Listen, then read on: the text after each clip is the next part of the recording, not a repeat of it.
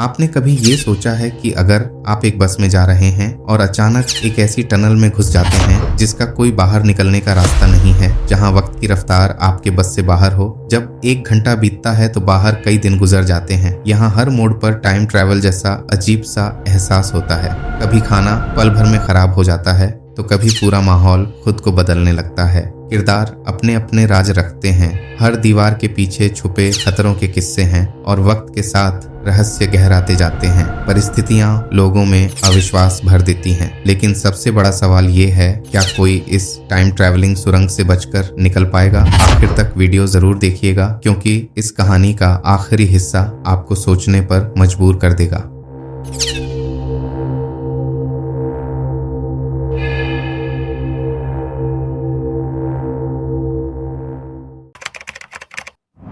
Film की शुरुआत चीन की एक सुनसान पहाड़ी सड़क पर होती है। वहां एक महिला है खड़ी अपनी खराब कार के पास। वो लिफ्ट मांग रही है, तभी एक ट्रक ड्राइवर आता है मदद को, लेकिन महिला कहती है नहीं धन्यवाद। कुछ देर बाद एक और शख्स आता है, दिखने में शरीफ। महिला फटाफट उसकी कार में बैठ जाती है, सोचती है अब वो सुरक्षित है, लेकिन किस्मत को कुछ और पसंद था। वो आदमी असल में सीरियल किलर निकलता है। अगली ही पल वो महिला उसकी कार में खत्म हो जाती है। थोड़ा समय बीतता है। अब उसी रास्ते पर एक बस चल रही है, उसमें कई लोग हैं। वेंग नाम का एक इंश्योरेंस एजेंट ड्राइवर टोनी से बातें करता है। वेंग बताता है टोनी को कि कुछ दिन पहले यहाँ से एक महिला गायब हो गई थी। तभी रेडियो पर घोषणा होती है कि आगे रोड पर एक्सीडेंट की वजह से रास्ता बंद है। ली नाम का एक यात्री जल्दी ऑफिस पहुंचना चाहता है, इसलिए टोनी ड्राइवर उसे दूसरा रास्ता सुझाता है। बाकी लोग भी तैयार हो जाते हैं। बस चल पड़ती है उस अनजान रास्ते पर। कुछ देर बाद वो एक अंधेरी सुरंग में पहुंच जाते हैं। टोनी को हैरानी होती है, क्योंकि उसने कभी ये टनल देखी नहीं थी।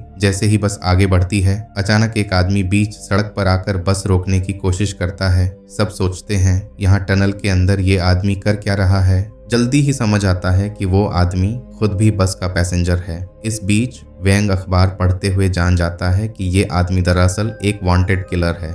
बस में 2 महिलाएं भी हैं, सारा जो मॉडल है और झिंग जो गर्भवती है। पार्क एंड फैनी जो जुड़वा भाई बहन हैं।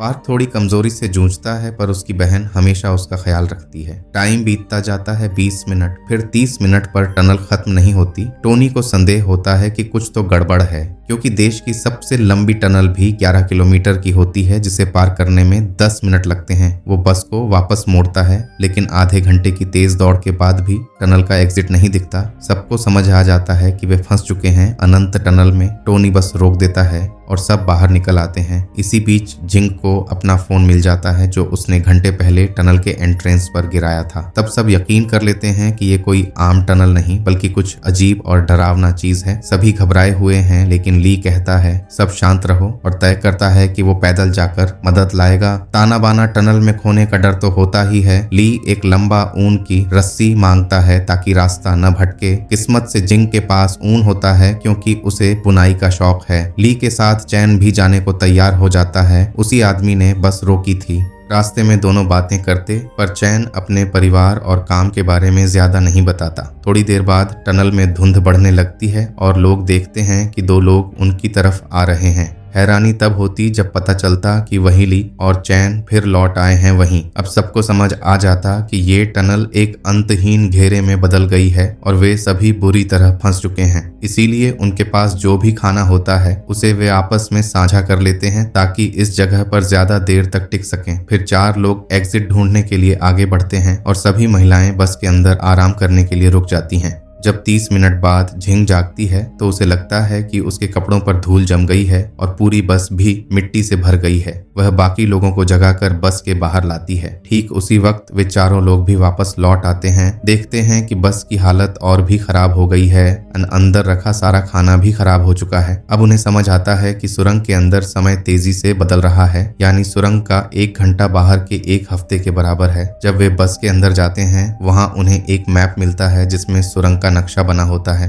पर कोई नहीं जानता कि ये मैप यहाँ कैसे आया। जैसे ही वे मैप को पढ़ने के लिए एक टेबल पर रखते हैं, लाइट्स बंद हो जाती हैं और अचानक ली गायब हो जाता है। तभी उनकी नजर जमीन पर पड़े खून पर जाती है। वे उसे फॉलो करते हुए एक दीवार तक पहुंचते हैं जो अंदर से खोखली होती है।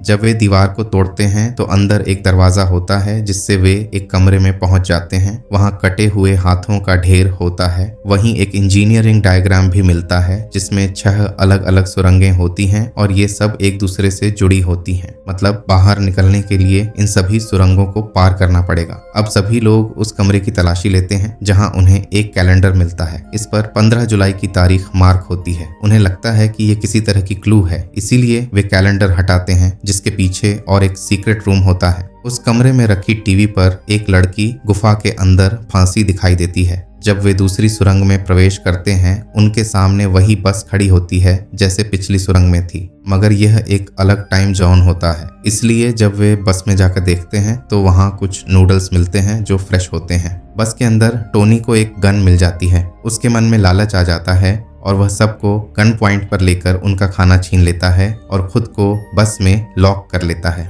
भूख से तड़प रहे लोग कमजोर हो जाते हैं और उनका मानसिक संतुलन भी खोने लगता है। सारा सोचती है कि वह और ज्यादा भूखी नहीं रह सकती, इसीलिए वह टोनी के पास जाती है और उसके साथ जिस्मानी संबंध बनाकर नूडल्स के कुछ पैकेट ले लेती है। इस दौरान वेंग बस की खिड़की से पैकेट चुराने की कोशिश करता है, मगर टोनी देख लेता एंड उसे पीटने लगता है। अचानक कोई पीछे से आकर टोनी को मार देता है, जिसे देखकर सब चौंक जाते हैं कि टोनी को किसने मारा। वेंग उस नूडल्स के पैकेट को उठाने जाता है जो लड़ाई के दौरान बस से गिर गया था। तभी उसे एक मैनहोल दिखाई देता है। वे लोग बस को हटाते हैं और मैनहोल के अंदर जाते हैं। जैसे ही वे लोग मैनहोल से नीचे जाते हैं वे एक और अजीब कमरे में पहुंच जाते हैं। वहां दीवारों पर डरावनी तस्वीरें टंगी हैं और इंसानों के कटे हुए अंग भी रखे हैं। तभी कमरे में रखी टीवी पर वही औरत दिखाई देती है जो धीरे धीरे पानी में डूब रही है। ग्रुप उस लड़की के बारे में ज्यादा न सोचकर वहां से बाहर निकलने का रास्ता ढूंढने लगता है। उसी दौरान उन्हें फिर से वही कैलेंडर मिलता है जो पहले भी मिला था। जैसे ही वे उसे हटाते हैं दीवार में एक और छुपा दरवाजा नजर आता है। दरवाजे से वे तीसरी सुरंग में पहुंच जाते हैं। यह सुरंग बहुत अंधेरी होती है और चारों ओर पानी भरा होता है। उनकी बस भी वहीं खड़ी होती है पर उसके अंदर चूहे और सांप घूम रहे होते हैं। भूख के मारे वेंग एक मरा चूहा खाने लगता है। इसे देखकर जिंग को बुरा लगता है। वह अपना बिस्कुट वेंग को दे देती है, लेकिन वेंग की भूख इतनी बढ़ जाती है कि वह जिंग का पूरा पैकेट छीनने की कोशिश करता है। जब बाकी लोग उसे रोकते हैं तो वह टोनी की बंदूक निकाल लेता है और सबका खाना छीन लेता है, लेकिन फिर भी उसकी भूख शांत नहीं होती। वेंग कहता है कि जब उनके ग्रुप में कोई मरता है तभी उन्हें कोई सीक्रेट रूम मिलता है। जैसे ली के गायब होने पर खोखली दीवार मिली थी और टोनी के मरने के बाद मैनहोल। इसीलिए वह कहता है कि अगला कमरा पाने के लिए किसी को मरना होगा। चैन उसे समझाने की कोशिश करता है लेकिन वेंग नहीं सुनता।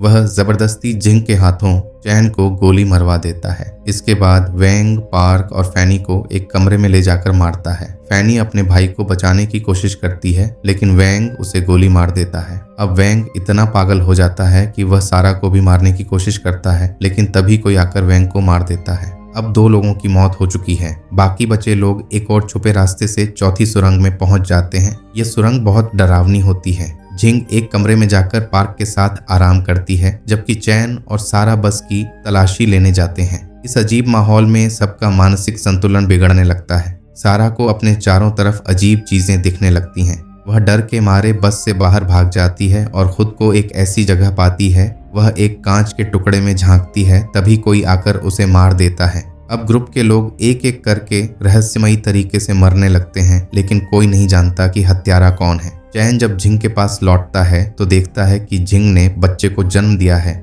लेकिन बच्चा मर चुका है। अब ग्रुप में सिर्फ 3 लोग बचे हैं। चैन चाहता है कि वे सब साथ रहें, लेकिन जिंग अपने बच्चे की मौत से पागल हो जाती है और अचानक चैन पर चाकू से हमला कर देती है। तभी अचानक चैन की नींद खुलती है, जहां वह एक सीक्रेट रूम में होता है। उसके ऊपर कई तरह की मशीन्स लगी होती हैं। तभी वहां पुलिस की एक टॉप सीक्रेट मीटिंग होती है जिसमें एक जर्नलिस्ट पूरी कहानी को समझाता है। वह बताता है कि एक सीरियल किलर जिसे इस कहानी की शुरुआत में दिखाया गया था, उसका नाम जेम्स है। जब पुलिस उसे पकड़ने के लिए उसका पीछा कर रही थी तो एक कार एक्सीडेंट की वजह से वह कोमा में चला गया। यह एक ऐसा हत्यारा है जिसने कई सारी औरतों को किडनैप करके उन्हें मार डाला था और उसने कोमा में जाने से पहले सियारा नाम की एक लड़की को भी किडनैप किया था जो अभी भी कहीं जिंदा है। लेकिन उस सीरियल किलर के अलावा कोई नहीं जानता कि उसे कहाँ छुपा कर रखा गया है और अभी वह कोमा में है, इसलिए पुलिस उससे पूछताछ नहीं कर सकती। इसलिए पुलिस डिसाइड करती है कि वे देश के सबसे अच्छे ब्रेन रिसर्च इंस्टीट्यूट के पास जाएंगे और जेम्स के दिमाग की मेमोरी का इस्तेमाल करके उस जगह का पता लगाएंगे जहां उसने विक्टिम को छुपा कर रखा है। अगले दिन वे एक साइकोथेरेपिस्ट से मिलते हैं और यह साइकोथेरेपिस्ट कोई और नहीं बल्कि चैन होता है और जिस सियारा नाम की लड़की को जेम्स ने किडनैप करके कहीं छुपा दिया है वह चैन की वाइफ है। यानी इस कहानी में अब तक जितने भी कैरेक्टर्स देखे गए वे सभी जेम्स के सबकॉन्शियस माइंड की उपज थे और चैन जेम्स के दिमाग में उस जगह का पता लगाने गया था जहां उसकी वाइफ को जेम्स ने छुपा रखा है। अब चैन को उस कैलेंडर से क्लू मिल जाता है कि उसकी वाइफ को श्यांग नदी के पास किसी गुफा में छुपा कर रखा गया है और उस नदी के पास जितनी भी गुफाएं हैं उन सभी में अगले 36 घंटे में पानी भर जाएगा जो सियारा की जान के लिए खतरा बन सकता है। यानी सियारा को बचाने के लिए उनके पास ज्यादा समय नहीं है, इसलिए अगले दिन चियान को एक बार फिर से जेम्स के दिमाग में जाना होगा ताकि वह सियारा की सही लोकेशन का पता लगा सके। तभी चियान पुलिस ऑफिसर से पूछता है कि 15 जुलाई आखिर क्या हुआ था। अब पुलिस ऑफिसर बताता है कि 15 जुलाई को जेम्स के माता पिता की मृत्यु हुई थी। दरअसल जेम्स की मां का उनके ड्राइवर के साथ अफेयर था। जब यह बात जेम्स के पिता को पता चली तो दोनों के बीच झगड़ा बढ़ गया और जेम्स की मां ने उसके पिता को मार डाला। बाद में उन्होंने खुद भी अपनी जान ले ली। यह सब सुनकर चियान हैरान रह जाता है लेकिन वह यह सब बातें नोट करता है। चियान बताता है कि जेम्स की दुनिया में उसने उसका अच्छा और बुरा दोनों रूप देखे हैं लेकिन आखिर में जेम्स का अच्छा रूप खत्म हो जाता है और वह बुरा इंसान बन जाता है। असल में जेम्स ही टनल का इंजीनियर है। जब जेम्स कोमा में था तो उसने अपने शैतानी दिमाग में एक टनल बनानी शुरू की जो उसकी जिंदगी का प्रतीक है। वह टनल असल में लोगों को मारने का जरिया है और वह एक ऐसी सुरंग है जिसका कोई अंत नहीं है। चियान का असली मकसद जेम्स के दिमाग में जाकर उसे कोमा से बाहर निकालना था। यहाँ चियान बताता है कि उसे नहीं पता था कि जेम्स के दिमाग में इतने सारे लोग होंगे, इसलिए वह उन सबसे बात करने की कोशिश करता है। सबसे अच्छी पर्सनालिटी ली की है जो जेम्स की हेल्दी और तार्किक सोच को दर्शाती है। इससे चियान को उम्मीद मिलती है कि वह ली की मदद से जेम्स को बाहर निकाल सकता है, लेकिन दुर्भाग्यवश ली गायब हो जाता है। दूसरी पर्सनालिटी टोनी की है जिसे बहुत जल्दी गुस्सा आ जाता है, यानी टोनी जेम्स के गुस्से को दर्शाता है। तीसरी और चौथी पर्सनालिटी वेंग और सारा की है जो जेम्स के माता पिता को दर्शाते हैं। जेम्स के पापा इंश्योरेंस बेचते थे और उसकी माँ मॉडल थी। बुरी बात यह थी कि जब जेम्स के पापा उसे मारते थे तब उसकी माँ ने उसकी परवाह नहीं की और ड्राइवर के साथ अफेयर शुरू कर दिया था। यह बात तब पता चलती है जब सारा ड्राइवर टोनी के साथ इंटीमेट होने लगती है। पांचवी पर्सनैलिटी उस प्रेग्नेंट लेडी जिंग की है जो उसकी आदर्श माँ को दर्शाती है। छठवीं पर्सनैलिटी ट्विंस की है जो जेम्स के बचपन के बारे में बताती है। वे दोनों थोड़े अजीब और ऑटिस्टिक हैं लेकिन मैथ्स और स्पेस साइंस में बहुत इंटेलिजेंट हैं। लेकिन यहाँ एक और पर्सनालिटी है जो बस में नहीं थी। वह हमेशा अंधेरे में रहती है और वही पर्सनालिटी है जिसने ली, टोनी और एक अन्य को मारा था। अब चियान कहता है कि उसे और जानने के लिए एक और एक्सपेरिमेंट करना होगा। अगले दिन वह फिर से जेम्स के दिमाग में जाता है लेकिन इस बार वह सीधे जेम्स से मिलता है और अपनी पत्नी के बारे में उससे पूछता है। हालांकि जेम्स उसे पूरी जानकारी नहीं देना चाहता। इसके बाद जेम्स बताता है कि वह अपनी माँ से नफरत करता है क्योंकि उसने उसके पापा को मार डाला था। इसी वजह से उसे औरतों से नफरत हो गई और वह उन्हें मार डालता है। ये सब बताने के बाद जेम्स चियान को उसकी जिंदगी के अलग अलग हिस्सों में ले जाता है। हालांकि चियान अपने मिशन से नहीं भटकता। सबसे पहले वह पार्क की पर्सनालिटी से मिलता है जो काफी कमजोर है। फिर चियान उससे अपनी पत्नी के बारे में पूछने की कोशिश करता है लेकिन उसकी बहन उसे रोक देती है। इसके बाद चियान खुद को एक सिनेमा हॉल में पाता है जहां चियान अपनी पत्नी को देखता है। तभी वहां वह आदमी आता है जो असली मर्डरर है और जिसने इन सभी कैरेक्टर्स को जेम्स के दिमाग में बनाया था। वह और कोई नहीं बल्कि खुद चियान ही होता है। जी हाँ दोस्तों, वही चियान जो अब एक शैतान बन चुका है। अब पता चलता है कि जेम्स का सबकॉन्शियस इतना इविल है कि अगर कोई भी उसमें झांकने की कोशिश करेगा तो वह भी एक सीरियल किलर बन जाएगा। अब शैतान चियान बताता है कि वह सियारा को बचाना नहीं चाहता। इसी वजह से उसने टनल के सभी लोगों और उस छोटे बच्चे को भी मार दिया था तभी अचानक पार्क वहां आ जाता है और चियान की पत्नी भी। पार्क चियान को मारने की कोशिश करता है लेकिन आखिर में वह रुक जाता है। चियान मौके का फायदा उठाता है और पार्क से कहता है कि वह अथॉरिटीज के पास जाकर सब कुछ बता दे, क्योंकि पार्क ही जेम्स के दिमाग का सबसे इनोसेंट कैरेक्टर होता है। अब चियान एक ऐसी जगह पहुंच जाता है जहां उसके सामने असली मर्डरर यानी शैतान चियान खड़ा होता है। अब दोनों के बीच लड़ाई शुरू हो जाती है और इस लड़ाई में चियान उस मर्डर को हरा देता है। तभी उसे दिखता है कि उसके सामने उसका एक और क्लोन बनकर तैयार हो गया है। अब चियान को समझ आ जाता है कि उसे हराना नामुमकिन है। वहीं दूसरी तरफ भारी बारिश की वजह से उस गुफा में पानी भरने लगा है और कुछ ही मिनटों में सियारा की मौत हो सकती है। अब चियान उस मर्डरर से कहता है कि वह उसे यहाँ से जाने दे, लेकिन वह ऐसा नहीं चाहता। तभी चियान को एक आइडिया आता है कि अगर वह खुद को ही मार दे तो उसके सबकॉन्शियस माइंड में यह मर्डरर भी मर जाएगा। इसके बाद वह अपनी पत्नी के साथ बिताए कुछ अच्छे पलों को याद करता है और खुद को शूट कर लेता है। इसके साथ ही शैतान चियान भी धीरे धीरे मरने लगता है। अब हॉस्पिटल में जेम्स को होश आ जाता है और वह पूरी तरह बदल चुका होता है, इसलिए वह तुरंत ही सियारा की लोकेशन बता देता है, जिससे सियारा की जान बचा ली जाती है। लेकिन चियान अभी तक बाहर नहीं आया है। चियान अभी भी उसी टनल में घूम रहा है। चियान को लगता है कि वह कभी इससे बाहर नहीं निकल पाएगा। जैसा हमने देखा, चियान अभी भी उस टनल में फंसा हुआ है और कहानी यहीं खत्म हो जाती है। अगर आपको हमारी यह कहानी पसंद आई हो तो कृपया लाइक करें, शेयर करें और हमारे चैनल को सब्सक्राइब करना न भूलें, ताकि आप इसी तरह की और रोमांचक कहानियों का लुत्फ उठा सकें।